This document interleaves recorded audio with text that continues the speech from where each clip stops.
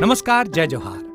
क्या आप भी गवर्नमेंट एग्जाम्स की तैयारी करना चाहते हैं? क्या आप भी मेमोरी टेक्निक्स और ट्रिक्स के जरिए बहुत ही कम समय में स्मार्ट स्टडी करना चाहते हैं? क्या आप चाहते हैं कि सीजी व्यापम टॉपर आपको पढ़ाए? तो डाउनलोड करिए योगेंद्र साहू क्लासेस ऐप। यहाँ 10 से अधिक गवर्नमेंट एग्जाम्स क्रैक करने वाले और सीजी व्यापम टॉप करने वाले योगेंद्र सर सीजीपीएससी और सीजी व्यापम के अंतर्गत होने वाले सभी एग्जाम्स की तैयारी कराएं। तो डाउनलोड करिए Yogendra Sahu classes app to be the best, learn from the best.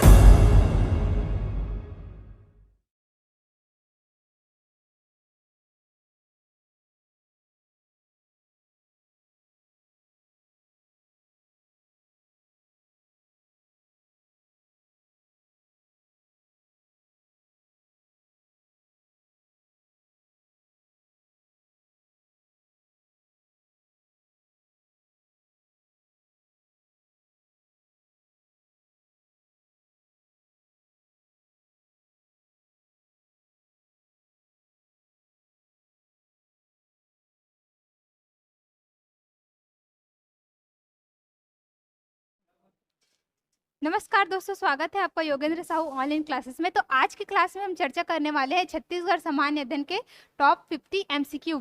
आगामी जो हमारी सहकारिता विभाग की परीक्षा है उसमें छत्तीसगढ़ सामान्य अध्ययन के सिलेबस में 10 प्रश्न आएंगे और वो क्या है, वो क्वालिफाइंग है। तो वो 10 नंबर को हमको अच्छे से पढ़ना है। इसमें इतिहास भी है, छत्तीसगढ़ का भूगोल भी है, ठीक है, लोक साहित्य भी है और लोक कला, जनजाति, पंचायती राज और समसामयिक घटनाएं सभी मिक्स होके 10 नंबर का आएंगे। तो वैसे ही आज का हमारा प्रश्न है, सभी टॉपिक में मिक्स है, ये इतिहास भी है, इसमें भूगोल भी है, जनजाति भी है, ठीक है। और आप अगर अपनी सहकारिता विभाग की तैयारी बेहतर करना चाहते हैं तो Yogendra Sahu classes app download कीजिए। वहाँ इसके कोर्सेज लॉन्च किए गए हैं, साथ ही टेस्ट सीरीज भी लॉन्च की गई है और टेस्ट तो बिल्कुल दिलाइए ही, वो आपको बहुत ही फायदा देगा, ठीक है। तो आज का पहला क्वेश्चन स्टार्ट करते हैं। बिंबा जी के संदर्भ में निम्नलिखित में से सही उत्तर चुनिए। देखिए प्रश्न में कई बार क्या पूछता है, सही उत्तर चुनिए, कई बार क्या पूछता है, गलत उत्तर चुनिए। हमारा प्रश्न क्या पूछ रहा है, सही उत्तर कौन सा है, ठीक है।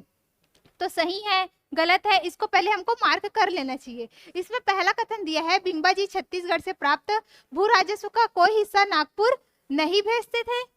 तो क्या ये सही है?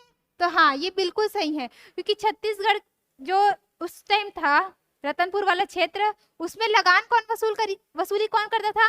बिंबा जी ही करते थे। लेकिन लगान तो वो वसूली करते थे, लेकिन उसको नागपुर नहीं भेजते थे। जो भोसलों का मेन एरिया था, कौन सा, नागपुर, तो वहां उनको वो भेजते थे क्या? तो नहीं भेजते थे। तो ये वाला कथन जो है बिल्कुल सही है, ठीक है। दूसरा कथन देखते हैं, बिंबा जी ने छत्तीसगढ़ में कमाविंजदारों की नियुक्ति की। तो क्या ये सही है? तो नहीं, ये गलत है। क्यों? क्योंकि कमाविजदार किसके प्रमुख होते थे? तो ये परगनों के प्रमुख होते थे, ठीक है। परगना प्रमुख को ही कमाविजदार बोलते थे। और परगना पद्धति किसने चालू किया? तो विट्ठल राव दिनकर ने चालू किया था, विट्ठल राव दिनकर। और ये कौन थे बोलेंगे तो ये थे सूबेदार,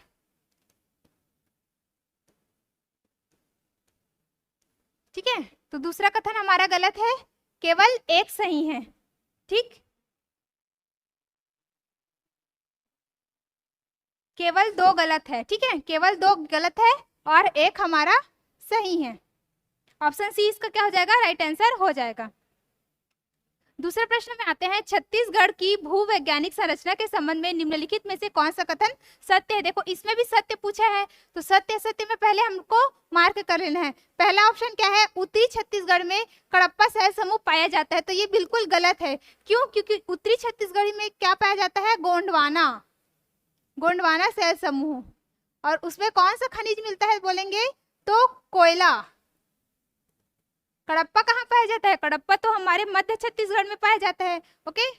छत्तीसगढ़ में गोंडवाना शैल समूह विद्यमान नहीं है, तो ये तो बिल्कुल गलत हो गया, क्योंकि उत्तरी छत्तीसगढ़ में तो गोंडवाना शैल समूह ही पाए जाते हैं।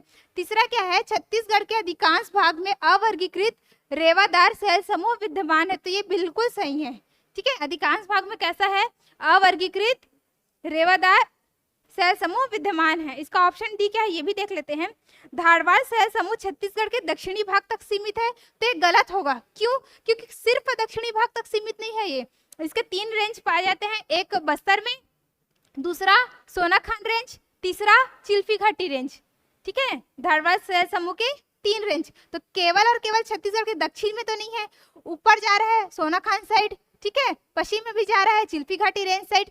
तो अगर प्रश्न बोल रहा है दक्षिणी भाग तक सीमित है, इसीलिए ये गलत है। लेकिन अगर बोलता कि ये छत्तीसगढ़ के अलग अलग हिस्सों में है तो ये बिल्कुल सही रहता। ठीक है, तो ऑप्शन सी हमारा क्या हो जाएगा, इसका राइट आंसर हो जाएगा। तीसरे प्रश्न की ओर बढ़ते हैं। अगर किसी को क्लियर नहीं दिख रहा होगा तो वो आप अपना वीडियो क्वालिटी बढ़ा लेना, 240 से 360 में कर लेना। ठीक है, उसके बाद आपको ये क्लियर दिखेगा। ऑप्शन डी आपको नहीं दिख रहा होगा तो मैं ये साइड में लिख दे रही हूँ, ब एवं द।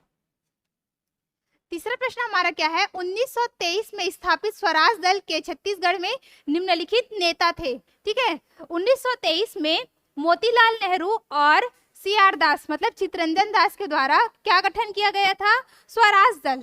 किसके किसके द्वारा मैं बोली, ठीक है, ये नेशनल वाला भी याद रखना, मोतीलाल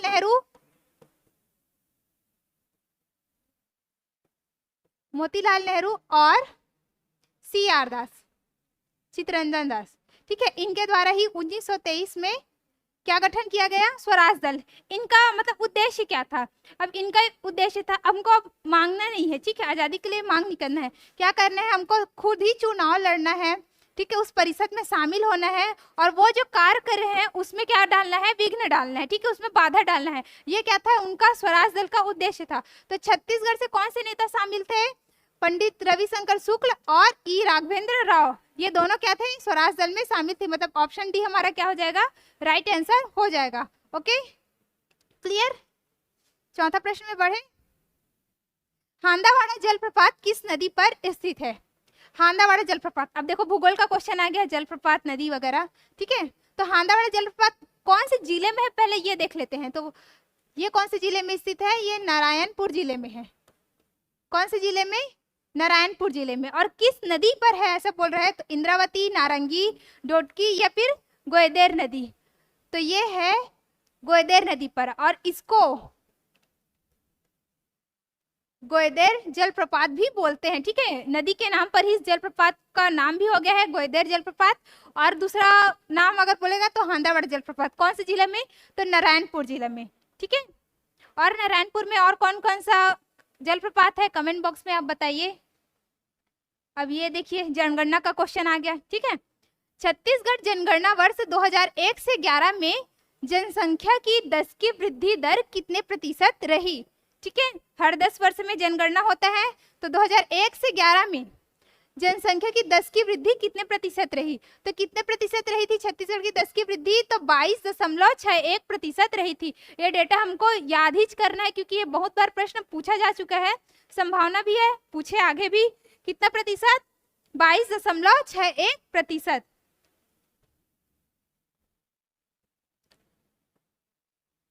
छठवां प्रश्न है, निम्नलिखित में से छत्तीसगढ़ का कौन सा कृषि जलवायु सबसे कम वर्षा प्राप्त करता है। ठीक है, सबसे कम वर्षा प्राप्त करने वाला क्षेत्र कौन सा है, ये पूछना चाह रहा है प्रश्न। बस्तर का पठार, उत्तरी पहाड़ी क्षेत्र, छत्तीसगढ़ का मैदान या पाट प्रदेश। तो सबसे कम वर्षा कौन प्राप्त करता है, छत्तीसगढ़ का मैदान प्राप्त करता है। ठीक है, छत्तीसगढ़ का मैदान कम वर्षा। देखो पाट प्रदेश में भी बहुतायत में वर्षा होती है, और जो उत्तरी छत्तीसगढ़ मतलब उत्तरी पहाड़ी क्षेत्र है, मतलब कौन सा वाला क्षेत्र, वो जो देवगढ़ की पहाड़ी साइड वाला है, ऊपर वाला क्षेत्र कैमूर वाला, तो उधर भी भरपूर मात्रा में पानी गिरता है। ठीक है, बस्तर के पठार अबूझमाड़ साइड भी तो बहुत पानी गिरता है ना। ठीक है, अबूझमाड़ को छत्तीसगढ़ का चेरापूंजी भी कहा जाता है। तो इन तीनों क्षेत्रों में तो बहुतायत वर्षा हो रही है। कहाँ वर्षा नहीं होती ज्यादा, तो छत्तीसगढ़ के मैदान में नहीं होती। ऑप्शन सी क्या हो जाएगा, हमारा सही उत्तर हो जाएगा। मलगेर नदी का उद्गम स्थल कहाँ है, कौन सा नदी, मलगेर नदी। ये PSC 2021 में पूछा गया प्रश्न है। ठीक, तो इसका उद्गम स्थल कहाँ है, अबूझमाड़ की पहाड़ी, बेलाडीला की पहाड़ी, केसकाल घाटी या फिर झीरम घाटी। तो इसका सही उत्तर हो जाएगा बेलाडीला की पहाड़ी। ऑप्शन बी हमारा राइट आंसर हो जाएगा। और बेलाडीला की पहाड़ी की सबसे ऊंची चोटी कौन सी है, नंदीराज चोटी, और इसकी ऊंचाई 12-10 मीटर। तो ऐसा नहीं है कि हम जब सिर्फ 50 एमसीक्यू कर रहे हैं तो 50 ही क्वेश्चन देखेंगे। ऑप्शन में भी और बहुत सारे रिलेट होके हमको नए नए प्रश्न मिलते जाते हैं और उत्तर भी मिलते जाते हैं। देखो एक प्रश्न था कि मलगर नदी का उद्गम कहाँ है, ठीक है, और इसमें से ही एक और निकल गया कि बैलाडीला की ऊंची चोटी नंदीराज। एक क्वेश्चन और निकल गया कि इसकी ऊंचाई कितनी है, 1210 मीटर। और बैलाडीला पहाड़ी कहाँ स्थित है, तो ये तो सभी को पता होगा, ये कहाँ है, दंतेवाड़ा जिला में है। कौन सा जिला, दंतेवाड़ा जिला, ठीक है। अबूझमाड़ की पहाड़ी से कौन सी नदी का उद्गम, तो गुडरा नदी का उद्गम। कौन सा नदी, गुडरा नदी। केशकाल घाटी क्यों फेमस है, क्योंकि ये महानदी जल अफवाह तंत्र और गोदावरी नदी जल अफवाह तंत्र दोनों का क्या है, जल विभाजक है, ठीक है। कौन सा, केशकाल घाटी। और केशकाल घाटी में कितने मोड़ है, 12 मोड़ है। और ऊपर में कौन सी माता का मंदिर है, तो तेलिन माता का मंदिर है, ठीक है। और ये झीरम घाटी, झीरम घाटी कहाँ है, सुकमा में है। झीरम घाटी नक्सली हमला याद होगा आप लोग को, दिग्गज नेता मारे गए थे, महेंद्र कर्मा और विद्याचरण शुक्ल, ये सब। चाकेर बांध किस जिले में स्थित है, कौन सा बांध, चाकेर बांध। ये भी आया वाला प्रश्न है व्यापम के एग्जाम में, इसीलिए मैंने इसको रखा है, ठीक। तो कौन से जिले में है, और नया जिला का ऑप्शन दे दिया है, तो हम लोग को क्या लगेगा कि हो सकता है नए जिले का ऑप्शन है, तो नए जिले में ही होगा ये बांध, लेकिन नहीं। ये कहाँ अवस्थित है, कबीरधाम में। कौन सा बांध, चाकेर बांध, कहाँ अवस्थित है, कबीरधाम जिले में, ओके। छत्तीसगढ़ का सर्वोत्तम सागौन पाया जाता है, यहाँ किसकी बात हो रही है, सागौन की बात हो रही है, ना कि साल की। सर्वोत्तम सागौन कहाँ पाया जाएगा, केशकाल घाटी, पिंजारिन घाटी, खुरसेल घाटी या फिर दरभा घाटी। तो सागौन मिलता है सबसे अच्छा वाला कहाँ, खुरसेल घाटी। और खुरसेल कहाँ है, नारायणपुर। खुरसेल घाटी कहाँ है, ये नारायणपुर में है।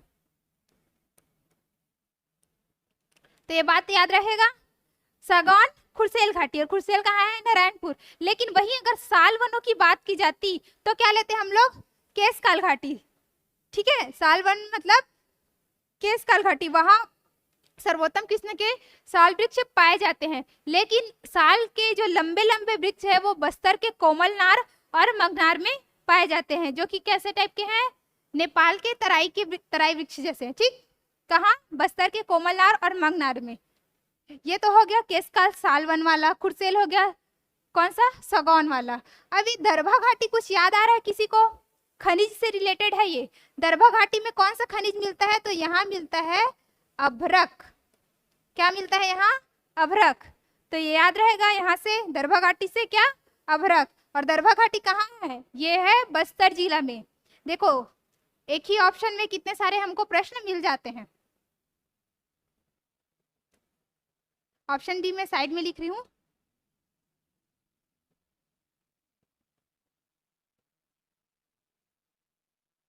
बालोद जिले के दल्ली राजरा की पहाड़ियों में किस प्रकार का लौह अयस्क पाया जाता है।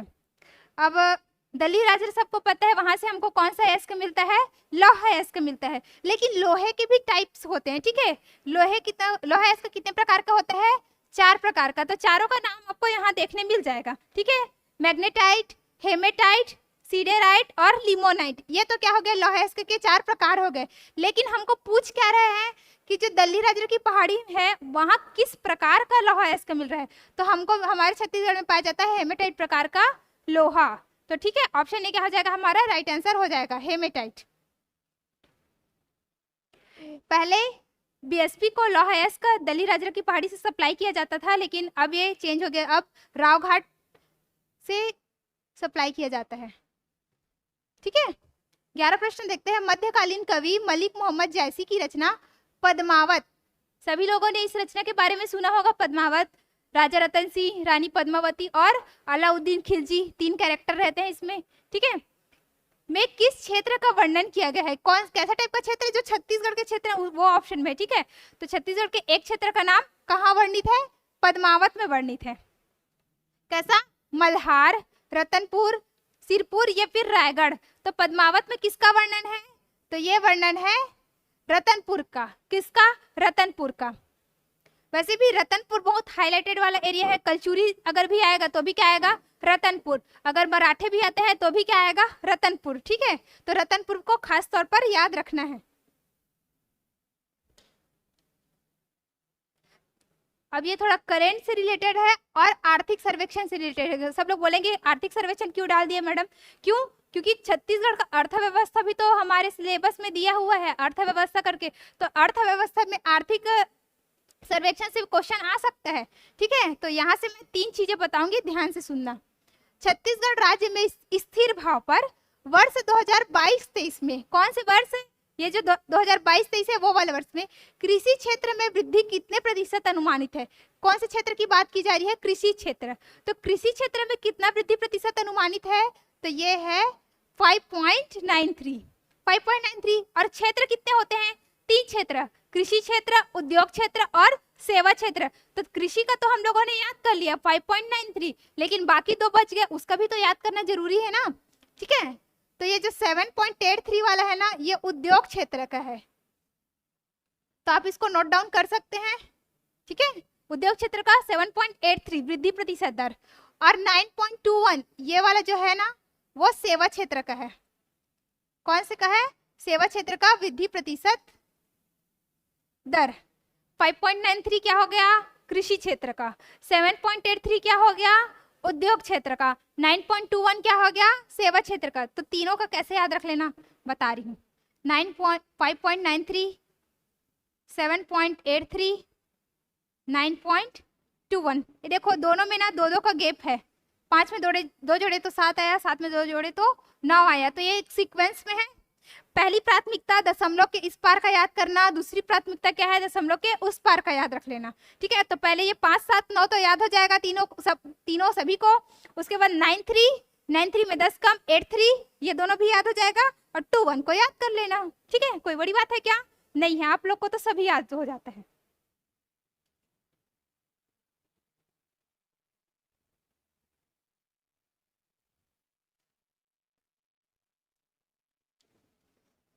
अब अगला क्वेश्चन जनजाति से।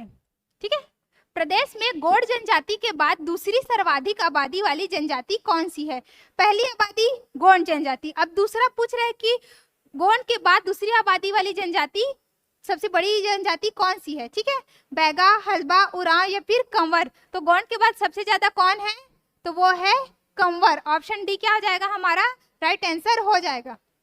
और तीसरी जनजाति क्या होगा ये आप लोग कमेंट बॉक्स में बताएंगे। ठीक है, गोंड, कंवर और तीसरा कौन सा होगा ये आप लोग बताएंगे। अगला प्रश्न है, नगेसिया जनजाति मुख्यतः छत्तीसगढ़ में निवास करती है। महाराष्ट्र के सीमावर्ती क्षेत्रों में, उड़ीसा के सीमावर्ती क्षेत्रों में, मध्य प्रदेश के सीमावर्ती क्षेत्रों में या फिर झारखंड के सीमावर्ती क्षेत्रों में। तो देखो, मान लो कि ये छत्तीसगढ़ का नक्शा है। ठीक है, बेकार बना है लेकिन मान लो। तो नगेसिया जनजाति कहाँ पर निवास करती है? इधर जसपुर एरिया में और रायगढ़ के ऊपरी क्षेत्र में। ठीक है, और ये सीमा किससे सटा हुआ है बताओ? ये सटा हुआ है किससे? झारखंड के सीमा से। किससे? झारखंड के सीमा से। तो ऑप्शन डी क्या हो जाएगा हमारा? राइट आंसर हो जाएगा। झारखंड के सीमावर्ती क्षेत्रों में नगेसिया जनजाति पाई जाती है। और ये जो नगेसिया जनजाति है ना, वो झारखंड की भी एक प्रमुख जनजाति है। तो ये बात आप लोग को याद रहेगा। आगे बढ़ते हैं 15वें प्रश्न पे।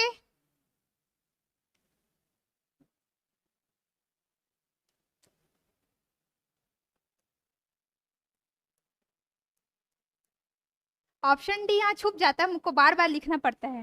ओके, निम्नलिखित में से किस नाम से राज्य के रायगढ़ जिले की धातु मूर्ति कला जानी जाती है? हमारे छत्तीसगढ़ में अलग अलग प्रकार के शिल्प कला है। घड़वा शिल्प कला, ढोकरा शिल्प कला, मलार, ठीक है, और झारा। तो ये कौन से एक जिला दे दिया पर्टिकुलर, इसमें पूछ रहे हैं हम लोग को कि रायगढ़ जिले में जो धातु मूर्ति कला होती है, ठीक है, उसको हम लोग किस नाम से जानते हैं? तो उसको हम लोग जानते हैं झारा। झारा के नाम से। रायगढ़ वाला जिला झारा, लेकिन अगर मलार अगर पूछता तो ये कौन से जिले में? सरगुजा। ठीक है, सरगुजा के मलार ऐसे करके याद रख लेना, सरगुजा मलार। और ये जो घड़वा और ढोकरा है उसको याद रख लेना बस्तर से। ठीक है, घड़वा शिल्पकला, ढोकरा शिल्पकला, ये सब आप लोग को पता है कहाँ है ये? अधिकतर नीचे। ठीक है, ढोकरा शिल्पकला को तो जीआई टैग भी मिला हुआ है। इन दोनों को याद रख लेना बस्तर। झारा कहाँ है? रायगढ़। मलार कहाँ है? सरगुजा में। ओके, मैनपुर विकास खंड में देवडोंगर के वामन देव किस जनजाति के प्रमुख देवता माने जाते हैं? अब मैनपुर विकासखंड कहाँ पर है छत्तीसगढ़ में, ये बताइए। देखो छत्तीसगढ़ का नक्शा रफ वाला बनाते हैं, ठीक है। तो ये क्या हो गया, छत्तीसगढ़ का नक्शा हो गया। अब मैनपुर विकासखंड, मैनपुर कहाँ अवस्थित है, ये गरियाबंद में, ठीक है, गरियाबंद में है। और गरियाबंद में कौन सी जनजाति पाई जाती है, कमार जनजाति। तो जो मैनपुर विकासखंड में देवडंगर के वामन देव है वो किसकी प्रमुख देव है, तो वो कमार जनजाति के प्रमुख देव है, ठीक है। नगेशिया, तो नगेशिया तो ऊपर है तो मैनपुर विकासखंड में आएगा ही नहीं, ओके। बिरहोर, बिरहोर भी ऊपर में रहता है। तो ऐसा हम लोग ऑप्शन एलिमिनेट भी कर सकते हैं अगर एग्जैक्ट आंसर हम लोग को उस टाइम पे याद नहीं आया तो। 17वां प्रश्न है, हसली नामक छत्तीसगढ़ी आभूषण। देखो आभूषण से भी प्रश्न पूछ सकते हैं, और जो हमारी छत्तीसगढ़ी कलेवा है, कलेवा मतलब पकवान, खान पान जो वाला जो है, उससे भी प्रश्न आ सकता है, ठीक है। जरूरी नहीं कि सिर्फ इतिहास से या फिर भूगोल से प्रश्न आए, इस पोर्शन से भी प्रश्न आ सकता है। तो हम लोग को सभी का थोड़ा थोड़ा प्रश्न देखना पड़ेगा। अब देखो हसली कहाँ पर पहनते हैं, शरीर के किस अंग में, तो वो पहनते हैं गला में। कहाँ पहनते हैं, गला में। गला में सूता, सुतिया, पुत्री, ठीक है, हसली, तिलरी, दुलरी, ये सब गले में पहने जाते हैं। पैर में, पैर में हो गया लच्छा, तोड़ा, पाजेब, ठीक है। और कान में, कान में लड़की, लुरकी, ठीक है, खिनवा। और क्या क्या है आप लोग कमेंट बॉक्स में बता सकते हैं। और हाथ, हाथ को दो टाइप से बांटेंगे, एक बाह में, अगर बाह पूछे तो नागमोरी, पहुंची, ये सब किस में आ जाएगा, बाह में आ जाएगा। और कलाई में अगर पूछे तो पटा, पटिया, ककनी, बनूरिया, ये सब किस में आ जाएगा, कलाई में।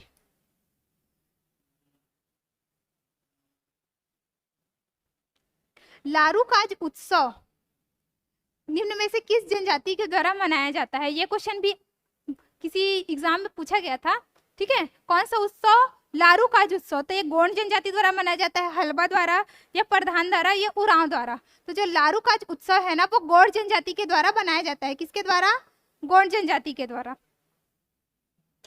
ऑप्शन ए क्या हो जाएगा हमारा सही उत्तर हो जाएगा। ज्वालेश्वर महादेव धाम किस जिले में स्थित है? आजकल ऐसा प्रश्न आता है, ठीक है, मतलब जैसे कि किसी भी एक क्षेत्र के शिव जी को उस क्षेत्र का नाम दे जाते हैं। जैसे चंपारण में जो शिव जी का मंदिर होगा उसको चमकेश्वर महादेव, ठीक है। और अपने रायपुर महादेव घाट वाला उसका पूछा था, किसमें, प्यून वाले एग्जाम में पूछा था, तो वो क्या है, हटकेश्वर महादेव। एक पूछता है पलारी वाले शिव मंदिर का, तो उसका नाम है सिद्धेश्वर महादेव। तो ऐसे ही महादेव का नाम पूछता है कि वो कौन से मतलब कौन से क्षेत्र वाले हैं, किस जिले में उनका धाम है। तो यहाँ क्या पूछा है, ज्वालेश्वर महादेव धाम कौन से जिले में स्थित है। तो ज्वालेश्वर नाम थोड़ा बड़ा है, तो ये है कहाँ है, गौरेला पेंड्रा मरवाही, जीपीएम में, जीपीएम में याद रखना है इस बात को, ठीक है। ज्वालेश्वर महादेव, गौरेला पेंड्रा मरवाही। और कुछ कुछ मैं बता रही थी, ठीक है। मल्हार में है पतालेश्वर महादेव, ठीक है। और बेलगहना, बेलगहना में है महाकालेश्वर महादेव। और सिद्धेश्वर महादेव ये कहाँ अवस्थित है, तो ये पलारी, पलारी कहाँ है, बलौदा बाजार में। अगर आपको अपनी तैयारी का मतलब एनालिसिस करना है तो आप सबसे पहले ये काम कीजिए, आप टेस्ट सीरीज दिलाइए। टेस्ट सीरीज से आपको एक तो पैटर्न पता चलेगा कि किस पैटर्न में प्रश्न पूछ रहे हैं, और पहले से प्रैक्टिस हो जाए रहेगा कि मतलब किस प्रकार से हमको अगर परीक्षा हॉल में बैठना है तो कैसे कैसे टाइप का प्रश्न देखने को मिलेगा, इसकी पहले से तैयारी हो जाएगी। और अगर अभी कहीं पर गलती हो रहा है, कोई पोर्शन हम लोग का अभी अगर कमजोर है, तो अभी भी समय है, हम उस पर मेहनत कर सकते हैं, ठीक है, उसको अच्छा कर सकते हैं। 20वां प्रश्न देखते हैं, निम्नलिखित तथ्यों पर विचार कीजिए। प्रदेश का एकमात्र समुद्री जीवाश्म पार्क मनेंद्रगढ़ जिले में स्थित है, ठीक है। मैरीन फॉसिल पार्क की बात हो रही है यहाँ पर, तो छत्तीसगढ़ में एकमात्र मैरीन फॉसिल पार्क कहाँ है, एमसीबी में, मनेंद्रगढ़, चिन्मिरी, भरतपुर जिले में है। तो ये तो बिल्कुल सही हो गया। लेकिन यहाँ क्या पूछा है, असत्य कथन कौन सा है ये पूछा है ना, तो सत्य असत्य में पहले रिमार्क कर लेना भाई, नहीं तो फिर आंसर गलत होने का चांसेस बहुत ज्यादा हो जाता है। यहाँ असत्य की बात पूछ रहा है, तो ये वाला तो हमारा सही है, ठीक है। यह रिहंद नदी के तट पर है। तो रिहंद नदी के तट पर थोड़ी ना है, ये गलत हो जाएगा। यहाँ पर क्या आना चाहिए था, हसदेव। लेकिन यही सही आंसर होगा, केवल दो, क्योंकि यहाँ पूछना क्या चाह रहा है, असत्य कौन सा है, तो दूसरा वाला तो ही असत्य है। ठीक है, तीसरा क्या है, जीएसआई द्वारा वर्ष 1982 में नेशनल जियो मॉन्यूमेंट्स के रूप में इस स्थल को चिन्हित किया गया था। तो ये बिल्कुल सही है। तो पहला और दूसरा तो सही है। ठीक है, पहला और तीसरा तो सही है, दूसरा गलत है, इसीलिए सही आंसर क्या हो जाएगा, केवल दो, ऑप्शन बी, क्योंकि यहाँ असत्य पूछ रहा है इसीलिए। रामायण कालीन पौराणिक रामपाल अष्टकोणीय शिवलिंग किस स्थल पर अवस्थित है। ठीक है, ये रामायण कालीन शिवलिंग है, कौन सा, अष्टकोणीय शिवलिंग मंदिर। आप इसको गूगल में देखना, ठीक है, किस प्रकार से अष्टकोणीय है ये पता चल जाएगा। तो ये कहाँ है, ये है बकावंड बस्तर में। ठीक है, बस्तर याद रख लेना, उसके साथ ही उसका प्रॉपर स्थान भी याद रख लेना, कौन सा स्थान, बकावंड। और गूगल में सर्च करके बताना कि आप लोगों ने देखा कि नहीं शिवलिंग। प्रदेश का पहला हार्टिकल्चर यूनिवर्सिटी, अब देखो, अब ये यूनिवर्सिटी विश्वविद्यालय इन सब से प्रश्न अब आएंगे। ठीक है, प्रदेश का पहला हार्टिकल्चर यूनिवर्सिटी किस विभूति के नाम पर रखा गया है। तो सबसे पहले मैं ये बता दूं कि ये जो हार्टिकल्चर यूनिवर्सिटी है वो कहाँ खोला गया, तो वो खोला गया ग्राम सांकरा पाटन में। ठीक है, पाटन क्षेत्र के अंतर्गत है ग्राम सांकरा, वहां पहला हमारा हार्टिकल्चर यूनिवर्सिटी खुला है। और किसके नाम पर रखे हैं उस यूनिवर्सिटी का नाम, तो उसका नाम रखे हैं महात्मा गांधी जी के नाम पर। ठीक है, महात्मा गांधी हार्टिकल्चर यूनिवर्सिटी सांकरा पाटन। ठीक, नंद कुमार पटेल, तो जो रायगढ़ विश्वविद्यालय है उसका नाम किसके नाम पर है, नंद कुमार पटेल जी के नाम पर है।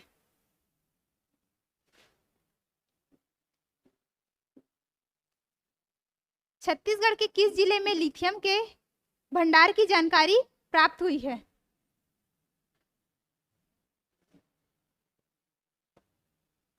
छत्तीसगढ़ के किस जिले में लिथियम के भंडार की जानकारी प्राप्त हुई है, तो ये अभी करंट का ही क्वेश्चन था।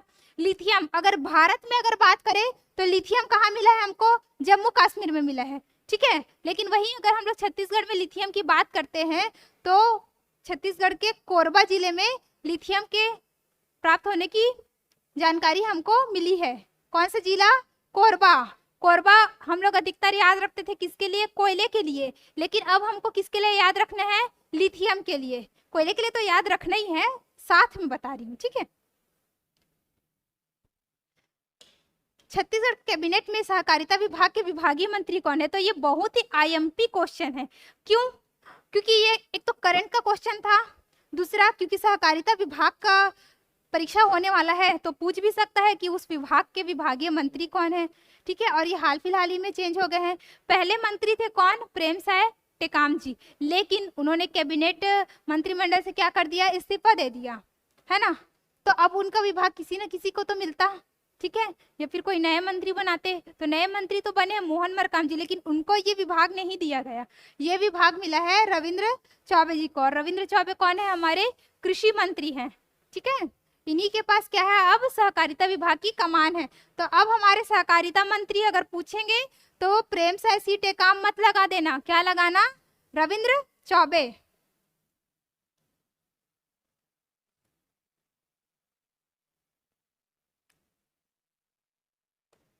अब देखते हैं, सही कथन चुनना है हमको, 3 कथन दिया है, अब 3 में सही कथन चुनना है, बताना। ठीक है, फर्स्ट क्या है, रावघाट पहाड़ी बस्तर के दक्षिण में स्थित है, तो ये तो बिल्कुल गलत हो गया। रावघाट कहाँ पड़ता है, यहाँ अगर कांकेर में पड़ता है, ये हो गया क्या, बस्तर। अब बस्तर के दक्षिण में स्थित है क्या, नहीं, वो तो किस में स्थित है, उसके उत्तर में है, तो पहला कथन गलत हो गया। देवगढ़ चोटी रामगढ़ पहाड़ी का हिस्सा है, रामगढ़ कहाँ पास है, यहाँ सरगुजा में, और देवगढ़ चोटी किधर पड़ता है, इधर कोरिया साइड, तो ये रामगढ़ पहाड़ी का हिस्सा है क्या, बिल्कुल गलत। ये जो वो कैमूर श्रृंखला है ना, ये उसका हिस्सा है। ठीक है, देवगढ़ पहाड़ी। महानदी बेसिन का ढाल पूर्व दिशा की ओर है, तो ये बिल्कुल सही है, महानदी ऐसा निकलती है और किधर जाती है, उड़ीसा की ओर, और ये कौन सा दिशा है, ये पूर्व दिशा, इसका ढाल किस ओर है, पूर्व की ओर है, तो ये बिल्कुल सही है। केवल 3 क्या हो जाएगा, सही कथन हो जाएगा। अब ये एक उद्योग से प्रश्न आ गया। ठीक, ऐसे ही वीडियो देखने के लिए आप योगेंद्र साहू क्लासेस के साथ बने रहिए। ये वीडियो आप अपने दोस्तों के साथ ज़्यादा से ज़्यादा शेयर करिए, उनका भी फायदा हो, आपका भी फायदा हो। और जिन्होंने अभी तक चैनल को सब्सक्राइब नहीं किया है, चैनल को सब्सक्राइब करके रख लीजिए, क्योंकि बैक टू बैक एमसीक्यू वाले वीडियो अभी आने वाले हैं, ठीक है, जो आपको परीक्षा में बहुत ही फायदेमंद रहेगा। महिला परीक्षा के टाइम भी हम लोगों ने ऐसे ही एमसीक्यू लाया था, ठीक है। इसका फायदा बहुत लोगों को हुआ। छत्तीसगढ़ी भाषा का लाया था, साहित्यकार का लाया था, छत्तीसगढ़ सामान्य ज्ञान का लाया था, ठीक है, साइंस का लाया था। इस बार भी बहुत सारे वीडियो हम लोग लेके आने वाले हैं, तो आप चैनल को सब्सक्राइब करके जरूर रखिए।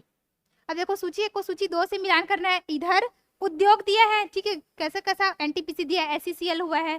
फिर इधर उसका गठन वर्ष दिया है कि किस वर्ष उनकी स्थापना की गई थी। तो एनटीपीसी का स्थापना कब किया गया, तो इसका स्थापना किया गया वर्ष 1978 में ही, ठीक है। एनटीपीसी का स्थापना 1978। एससीसीएल साउथ ईस्टर्न कोल लिमिटेड, इसका स्थापना किया गया था 1987 में। एनएमडीसी, ठीक है, एनएमडीसी का स्थापना किया गया वर्ष 1968 में। और एससी जो कहाँ अवस्थित है, जामुल में, इसका स्थापना किया गया था 1965 में। ऑप्शन ए क्या हो जाएगा हमारा राइट आंसर हो जाएगा। अगर आप लोग इधर से आंसर नहीं निकाल पाते ना, तो इधर मिलान पहले कर लीजिए, ठीक है, फिर वहां से पता चल जाएगा। ए का फर्स्ट, बी का 4, सी का 3 और डी का 2। इधर से अगर आप लोग नहीं निकाल पाते तो जोड़ी मिलान कर लेना और फिर यहां से मिला के देखना। निम्नलिखित में से प्रदेश के एक मंदिर में मंदिर शैली की 3 वास्तु शैली का उत्कृष्ट नमूना मिलता है। अब मंदिर शैली की कितने वास्तु शैली, 3। कैसे कैसे, फर्स्ट नागर शैली, कौन सी शैली, नागर शैली। अब ये एक्स्ट्रा प्रश्न है ना इस प्रश्न में। दूसरा कौन सा होगा, द्रविड़ शैली, ये उत्तर भारत में मिलता है नागर शैली, ठीक है, और द्रविड़ शैली किधर देखने मिलता है, दक्षिण भारत में। अब ये दोनों का मेल कौन सा, बेसर शैली। तो प्रश्न हमारा क्या पूछ रहा है, ऐसा कौन सा मंदिर है जिसमें तीनों का नमूना देखने मिलता है।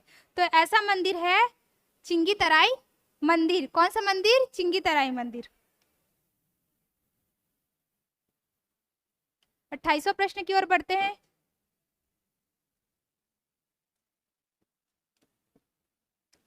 छत्तीसगढ़ सरकार द्वारा राम वन गमन पथ योजना अंतर्गत कितने स्थानों को प्रथम चरण के लिए चयनित किया गया है या चिन्हांकित किया गया है। तो ये हमारे छत्तीसगढ़ सरकार की बहुत ही महत्वाकांक्षी योजना है, राम वन गमन पथ, ठीक है। बहुत ही अच्छे से सरकार इसको प्रमोट कर रही है और जो स्थान चयनित किए गए हैं उसका जीर्णोद्धार कर रही है, ठीक है। चंदखुरी के बारे में तो आपने सुना ही होगा, ठीक, पहला स्थान था जिसका अभी लोकार्पण हो गया, दूसरा शिवरी नारायण।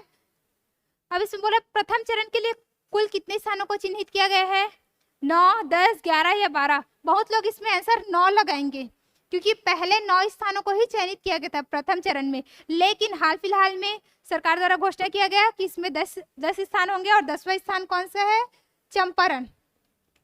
कौन सा है, चंपारण्य। तो टोटल कितने स्थान हो गए, 10। ऑप्शन 20 का राइट आंसर होगा। 9 मत लगाना भाई, बार बार बता रही हूँ, क्योंकि ये करंट का भी क्वेश्चन था और बहुत लोग को पुराना वाला याद है कि स्थान 9 है, तो हो सकता है 9 लगा के आ जाए, लेकिन आंसर क्या होगा उसका, 10 होगा। 29वां प्रश्न क्या है, महाकौशल हिस्टोरिकल सोसाइटी की स्थापना किसके द्वारा की गई है। अब देखो आप लोग जब सहकारिता वाला पोर्शन पढ़ेंगे ना, सहकारिता अधिनियम, तो बहुत बार क्वेश्चन आएगा, सोसाइटी, समिति, प्रबंधक, सोसाइटी, सहकारिता, तो बहुत आएगा। तो छत्तीसगढ़ में याद करना कि छत्तीसगढ़ में सहकारिता के जनक किसको बोलते हैं, तो ठाकुर प्यारेलाल सिंह को बोलते हैं, ठीक है। सहकारिता, सोसाइटी, ऐसा करके रिलेट करना। और इस सोसाइटी की भी स्थापना किसने की थी, ये प्यारेलाल गुप्त ने की थी। मैं बस ठाकुर प्यारेलाल सिंह से रिलेट करके याद करवाना चाह रही थी, पर्सन दोनों अलग अलग है, बस याद करना। सोसाइटी की स्थापना किसने, प्यारेलाल गुप्त ने। और छत्तीसगढ़ में सहकारिता के जनक कौन है, ठाकुर प्यारेलाल सिंह, ठीक। महाकौशल हिस्टोरिकल सोसाइटी याद रख लेना किसे, प्यारेलाल गुप्त से। इनकी और रचनाएं हैं लवंग लता, ठीक। स्थानीय प्रशासन पंचकुल संस्थान किस शासकों ने बनवाई थी। अब ये स्थानीय प्रशासन के लिए बनाया गया संस्था था, क्या? पंचकुल। अब इसके हेड को क्या बोलते थे, जो प्रमुख रहता था? ये भी देख लेते हैं। और उसके सदस्यों को क्या कहते थे, ये भी देख लेते हैं। तो प्रमुख को कहा जाता था क्या? महत्तम। ठीक है, जो प्रमुख रहता है उसको महत्ता ज्यादा मिलती है, इसीलिए उसको क्या बोलते थे? महत्तम। लेकिन जो सदस्य रहते हैं वो भी कम नहीं होते भाई, उनको क्या बोलेंगे हम लोग? महत्तर। सदस्य कहलाते थे महत्तर, प्रमुख कहलाते थे महत्तम। लेकिन वो संस्था किस शासकों ने बनाई थी, ऐसा क्वेश्चन पूछ रहे हैं ना, तो बनाया था किन्होंने? कलचुरियों ने। किन्होंने? कलचुरियों ने। और कलचुरी ही ऐसे थे जिन्होंने छत्तीसगढ़ में सर्वाधिक लंबे समय तक क्या किया था? शासन किया था। तो याद रहेगा ये बात, पंचकुल का प्रमुख और सदस्य भी याद रहेगा। अब ये आ गया पंचायती राज से। पंचायती राज भी हमारे सिलेबस में मेंशन है भाई, तो पंचायती राज का भी क्वेश्चन आएगा ही, एक ना एक प्रश्न, तो उसका भी प्रैक्टिस करके जाना। ग्राम सभा की बैठक बुलाने की अपेक्षा कौन करता है? ठीक है, ग्राम सभा की जो भी बैठक होती है उसको बुलाने की अपेक्षा कौन करता है? जनपद पंचायत, जिला परिषद, कलेक्टर या ग्राम पंचायत? तो इसका सही आंसर क्या होगा? 1, 2 और 3। जनपद पंचायत करेगा, जिला परिषद करेगा, कलेक्टर करेगा, लेकिन ग्राम पंचायत नहीं करेगा। तो ये चौथा मत लगा देना आंसर में, ऑप्शन सी इसका राइट आंसर होगा। पंचायत को, ग्राम पंचायत से किसे प्रत्यावर्त किया जा सकता है? सरपंच, उप सरपंच को, सरपंच और पंच को, उप सरपंच और पंच को, या ग्राम पंचायत के समस्त पदाधिकारियों को? तो प्रत्यावर्तित वाला वर्णन किसमें है? तो ये है धारा 21A में, या 21 का भी बोल सकते हैं। ठीक है, जब आप लोग पंचायती राज पढ़ोगे तो उसमें अविश्वास, रिकॉल, प्रत्यावर्तन, ये सब जो पढ़ोगे तो धारा 21 का में क्या वर्णन है? प्रत्यावर्तन का। तो और किसको किसको प्रत्यावर्तित कर सकते हैं हम लोग? सरपंच को और पंच को। उप सरपंच इसमें नहीं आता। ठीक है, सरपंच और पंच ही आएगा केवल।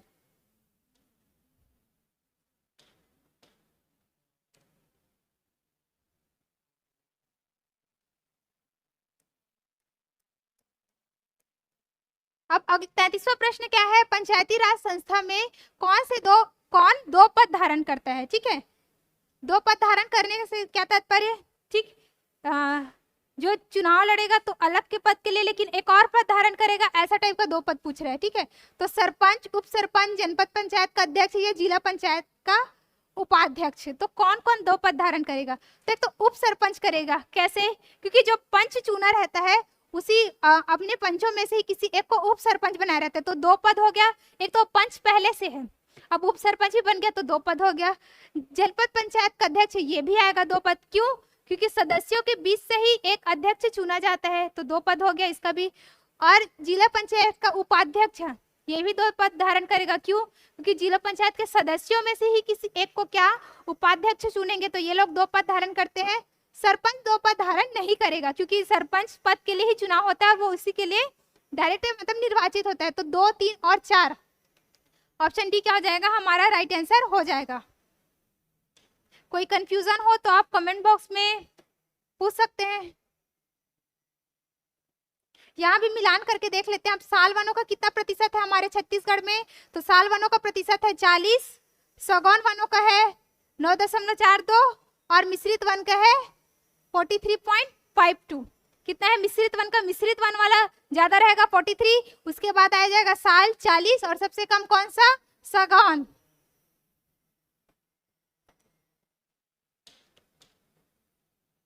निम्नलिखित में से किस रूप में इस राज्य के पंडित, अब ये प्रमुख व्यक्तित्व वाला आगे प्रश्न। ठीक है, इस राज्य के पंडित बुधादित्य मुखर्जी अंतरराष्ट्रीय स्तर पर जाने जाते हैं। हारमोनियम वादक, सितार वादक, तबला वादक। तो जो पंडित मुखर्जी जी हैं वो किसके लिए जाने जाते हैं? तो वो जाने जाते हैं सितार वादक के लिए। किसके लिए? सितार वादक के लिए।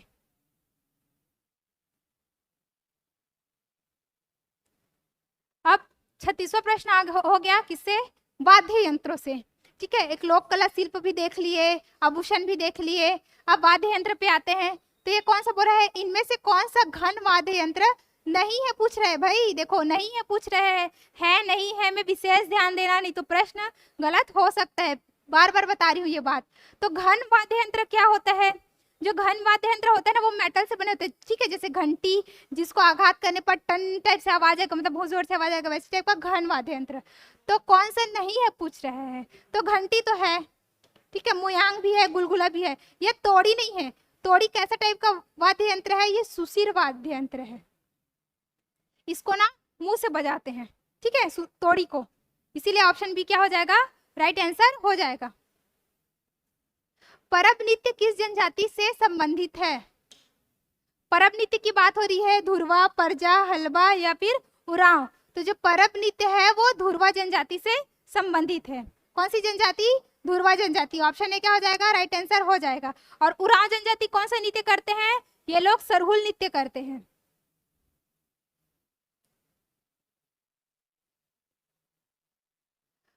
मनरेगा के अंतर्गत दी जाने वाली राशि में कितने प्रतिशत की वृद्धि की गई है, मतलब कितनी राशि की वृद्धि की गई है? तो सबसे पहले तो हमको ये पता होना चाहिए कि पहले राशि कितना था और अभी राशि कितना है। तो पहले इसके अंतर्गत मिलता था पर डे 204 रुपया, कितना? 204 रुपया। लेकिन अब कितना मिलता है? 221 रुपया। तो दोनों के बीच अंतर कितना हो गया? 17 रुपया का। तो ऑप्शन बी में देखो 17 रुपया है, तो ऑप्शन बी क्या हो जाएगा, हमारा राइट आंसर हो जाएगा। और एक प्रश्न और डायरेक्ट वाला कि मनरेगा के तहत कितनी राशि अभी वर्तमान में दी जाती है प्रतिदिन मजदूरी के लिए? तो 221 रुपया। पहला वाला भी याद रख लेना 204, अभी वाला तो याद ही रखना पड़ेगा आपको, उसको भूल नहीं सकते आप लोग। 39वां प्रश्न क्या है? छत्तीसगढ़ राज्य में सहकारिता के क्षेत्र में राज्य अलंकरण पुरस्कार प्रदान किया जाता है, किसके नाम पर? किसी विभूति के नाम पर जो सम्मान देते होंगे वही पूछ रहे हैं। अब सहकारिता विभाग के बारे में पढ़ रहे हैं, तो अगर इस क्षेत्र में राज्य अलंकरण पुरस्कार मिले, क्योंकि हमारे राज्य का सबसे बड़ा पुरस्कार क्या है, वही राज्य अलंकरण पुरस्कार। और ये कब दिया जाता है? ये राज्योत्सव के उत्सव पर दिया जाता है, ठीक है। और राज्योत्सव हम लोग कब मनाते हैं? अब इसका आंसर तो सभी को पता होना चाहिए भाई, छत्तीसगढ़ में रहते हैं तो 1 नवंबर को। अब सहकारिता के क्षेत्र में कौन सा राज्य अलंकरण पुरस्कार मिलता है? तो सहकारिता के क्षेत्र में मिलता है ठाकुर प्यारेलाल सिंह सम्मान। ठाकुर प्यारेलाल सिंह, क्यों? क्योंकि छत्तीसगढ़ में सहकारिता के जनक किसको बोलते हैं? ठाकुर प्यारेलाल सिंह को, इसीलिए उनके नाम पर सम्मान देते हैं, ठाकुर प्यारेलाल सिंह सम्मान। सहकारिता के क्षेत्र में जो लोग उत्कृष्ट कार्य किए रहते हैं उनको। और हाल ही अभी जो पुराना वाला राज्योत्सव हुआ था, मतलब 2022 नवंबर 2022, उसमें अशोक सिंह को क्या मिला था? ठाकुर प्यारेलाल सिंह सम्मान मिला था।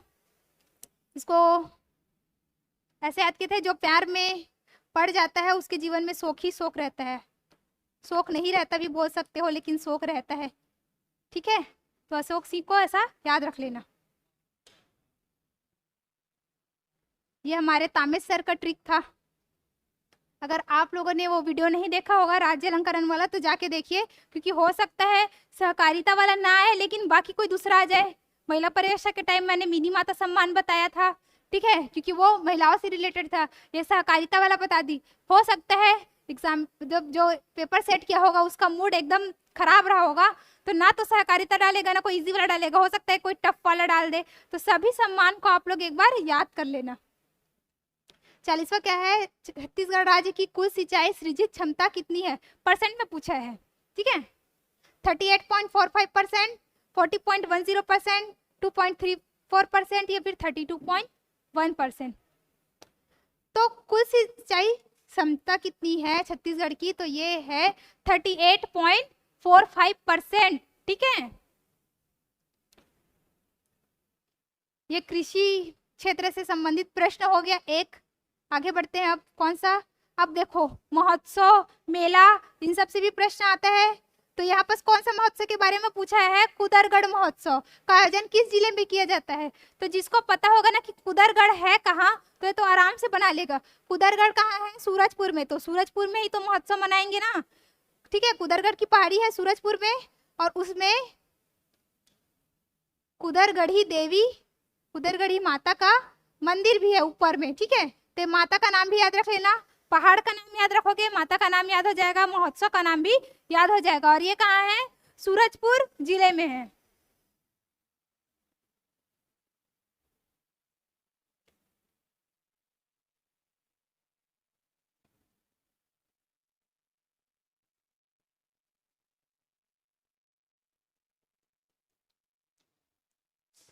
नगरीय स्थानीय निकायों पर राज्य शासन द्वारा नियंत्रण किया जाता है। अब ये नगरीय निकाय से प्रश्न बोलेंगे कि पंचायती राज का डाले तो ठीक है, नगरीय निकाय का क्यों डाल दिए, ऐसा कुछ लोग कमेंट कर सकते हैं। तो अगर पंचायती राज से प्रश्न आ सकता है तो जरूरी भी तो नहीं कि नगरीय निकाय से नहीं आएगा, आ सकता है, दोनों में से प्रश्न आ सकता है, इसीलिए ये प्रश्न रखा गया है। ठीक है, तो नगरीय स्थानीय निकायों पर राज्य शासन द्वारा नियंत्रण किया जाता है विधायी मामलों में, वित्तीय मामलों में, कार्मिक मामलों में। नागरिकों की शिकायतों के संबंध में करते हैं क्या? नहीं। ठीक है, इस पर नियंत्रण नहीं करते।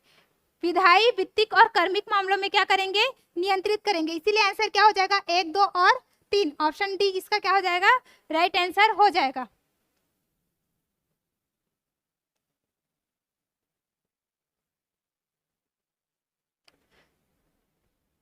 नगर पालिका परिषद की अवधि की गणना किस तिथि से की जाती है? तो देखो, ये बात सिर्फ नगर पालिका परिषद की नहीं है, किसी भी हो सकता, मतलब नगर पालिका भी हो सकता है, नगर पंचायत भी हो सकता है, ग्राम पंचायत भी हो सकता है, जनपद पंचायत या जिला पंचायत, सभी में ये क्वेश्चन आएगा। और सभी सिमिलर है कि सभी की अवधि की गणना कब करेंगे? तो सभी के अवधि की गणना कब से करते हैं? जब उसका पहला सम्मेलन रहता है, उस दिन से फिर अगले 5 साल तक का उसका कार्यकाल गिना जाता है। ठीक है, मतलब अवधि, कार्यकाल।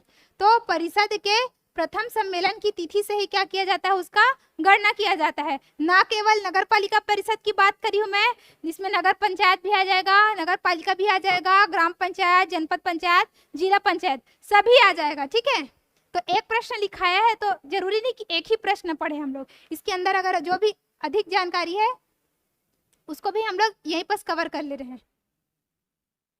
अब छत्तीसगढ़ के सहकारिता पुरुष के नाम से किसे जाना जाता है? तो बहुत लोग आंसर क्या लगाएंगे? ठाकुर प्यारेलाल सिंह। इतना टाइम से मैं बोल भी रही हूँ, छत्तीसगढ़ में सहकारिता के जनक ठाकुर प्यारेलाल सिंह, तो हो सकता है आंसर वही लगाए कि सहकारिता पुरुष भी वही होंगे, तो वो तो सहकारिता के जनक है ना। यहाँ क्या पूछा है? सहकारिता पुरुष, तो सहकारिता पुरुष कौन है? ये है रामगोपाल तिवारी। ठीक है, सहकारिता पुरुष रामगोपाल तिवारी। जनक पूछे छत्तीसगढ़ में तो ठाकुर प्यारेलाल सिंह, रायपुर में पूछे तो वामन राव लाखे, और अगर दुर्ग में पूछे तो रत्नाकर झा। सभी को आपको याद रखना जरूरी है क्योंकि ये चारों व्यक्तित्व क्या है? आईएमपी है। बस 5 प्रश्न और उसके बाद क्लास खत्म हो जाएगी। नारंगी चमगादड़ किस वन्य क्षेत्र में देखा गया? अब ये करंट का क्वेश्चन है क्योंकि सिलेबस में हम लोग का लिखा है समसामयिक घटनाएं, तो करंट का भी क्वेश्चन आएगा। ठीक है, इंद्रावती राष्ट्रीय उद्यान में देखा गया, या कांगेर घाटी राष्ट्रीय उद्यान में, या गुरुघासी राष्ट्रीय उद्यान में, फिर अचानकमार वन्यजीव अभ्यारण्य में। तो जो नारंगी चमगादड़ है वो कहाँ देखा गया? कांगेर घाटी राष्ट्रीय उद्यान में। और कांगेर घाटी राष्ट्रीय उद्यान कहाँ अवस्थित है? बस्तर में। इसका स्थापना कब हुआ? 1982 में। ठीक है, कब हुआ था इसका? 1982 में। और ये पहले बायोस्फीयर रिजर्व भी था, लेकिन अब उसका अस्तित्व नहीं है, वो बायोस्फीयर रिजर्व नहीं है। ठीक है, और छत्तीसगढ़ का एकमात्र biosphere reserve Achanakmar Amarkantak biosphere reserve, वो क्रम कौन सा है उसका? उसका क्रम है 14वां नंबर का। ठीक है, तो ये तो बात हो गया नारंगी चमगादड़ का। लेकिन अगर बात आई नारंगी गिलहरी की, किसकी? नारंगी गिलहरी की, तो वो कहाँ मिला है? वो मिला है हमको छुरी मतरिंगा की पहाड़ी पर, और वो कहाँ है? सरगुजा में है, सरगुजा उदयपुर। इसको करंट अफेयर की क्लास में मैंने कवर कराया था, अगर जिन्होंने देखा होगा वो वीडियो तो उनको याद होगा, और नहीं देखे हैं तो वो लोग जाके देखिए, करंट अफेयर वाला वीडियो देखिए, इसमें भी आएगा वो करंट अफेयर, तो आपके लिए वो यूजफुल रहेगा। हाल ही में चर्चा में रहे क्रोमियम और निकल भंडारित क्षेत्र केलवाड़ डबली और भालूकोना किस जिले में अवस्थित है? ठीक है, क्रोमियम और निकल जहां मिला है तो कहाँ, कौन से क्षेत्र में मिला है? केलवाड़ डबली और भालूकोना। लेकिन वो कौन से जिले में है? तो वो जिले में है कहाँ? महासमुंद में। कहाँ अवस्थित है? महासमुंद में। खनिज को भी याद रख लेना, उसके क्षेत्र को भी याद रख लेना, कौन से जिले में है ये भी याद रखना है। खरीफ विपणन वर्ष 2023-24 के लिए धान, लेकिन कैसा धान? सामान्य धान, क्योंकि धान एक ग्रेड ए वाला होता है और एक सामान्य धान होता है। ठीक है, का न्यूनतम समर्थन मूल्य कितना निर्धारित किया गया है? तो पहले इसका मूल्य क्या था? इसका था 2040 रुपया, लेकिन अब इसका रेट और बढ़ा दिए हैं अब इसमें सही आंसर क्या हो जाएगा, 2183 रुपया पर क्विंटल। लेकिन किसके लिए बात हो रहा है, ये सामान्य धान के लिए। वहीं अगर ग्रेड ए के लिए पूछे, ग्रेड ए धान के लिए, तो ये 2203 रुपया पर क्विंटल। 2040 वाला पहले कितना था, सामान्य धान, ठीक है, और 2060 वाला ग्रेड ए के लिए था। हो सकता है प्रश्न पूछे क्योंकि सहकारिता से रिलेटेड है, सोसाइटी, प्राथमिक कृषि साख, ये सब बहुत कुछ है सहकारिता वाले पोर्शन में, तो उसी से भी रिलेटेड है ये।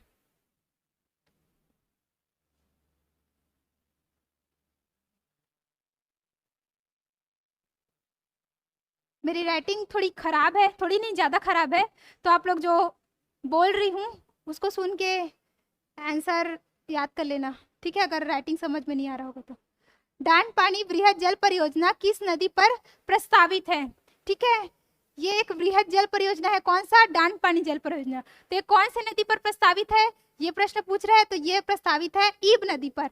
और ईब नदी का उद्गम स्थल आप लोग कमेंट बॉक्स में बताइए, हर आंसर मैं ही बताऊं तो मजा नहीं आएगा ना। और जो भी मेरा नेक्स्ट वीडियो होगा उसमें मैं जो सबसे पहले आंसर देगा उसका नाम बताऊंगी।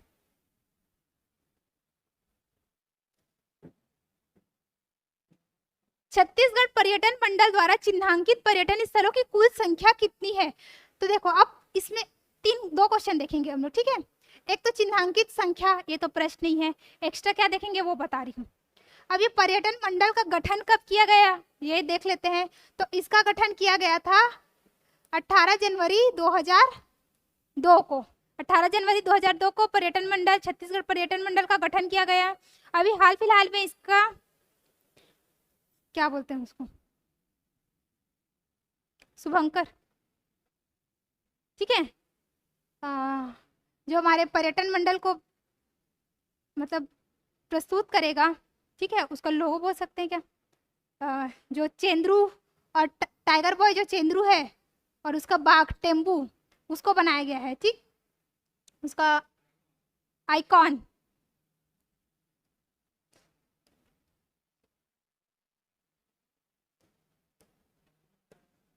हाँ, चेंद्रू जानते हो ना इसको, इसको टाइगर बॉय के नाम से जाना जाता है। और इसका जो बाघ है,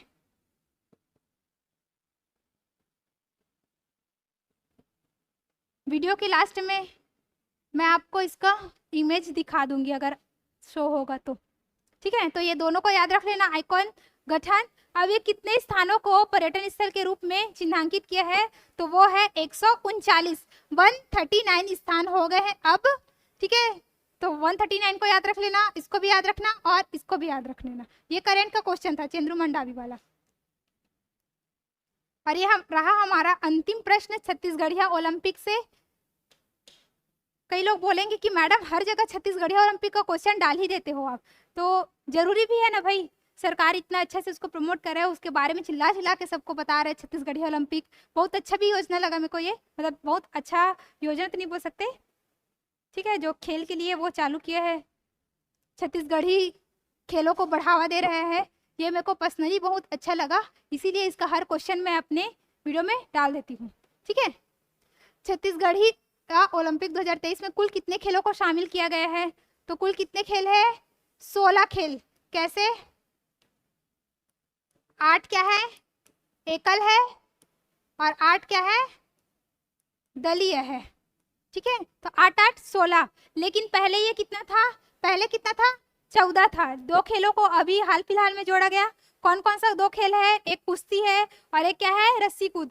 और इसका बहुत अच्छा वाला क्या, शुभंकर हमारा बछरू, ठीक है। तो शुभंकर को भी याद रख लेना, छत्तीसगढ़िया ओलंपिक 2023 का शुभंकर कौन क्या है, तो बछरू है। और इसका इस बार का शुरुआत कब हुआ था, ये हुआ था 17 जुलाई को, हरेली के दिन। तो ये वाला डेट भी याद रहेगा आपको। अगर इमेज आएगा तो देखते हैं किसका,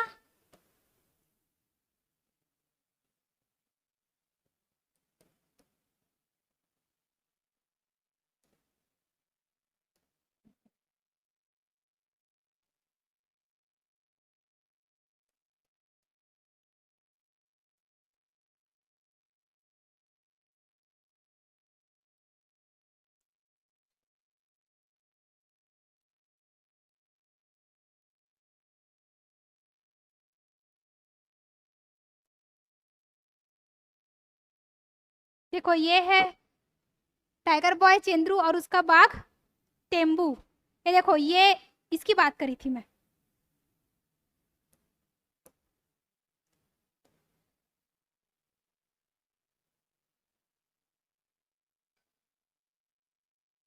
ये हमारे छत्तीसगढ़ पर्यटन मंडल का आइकॉन कौन है? चेंद्रू द टाइगर बॉय, और उसका बाघ कौन सा?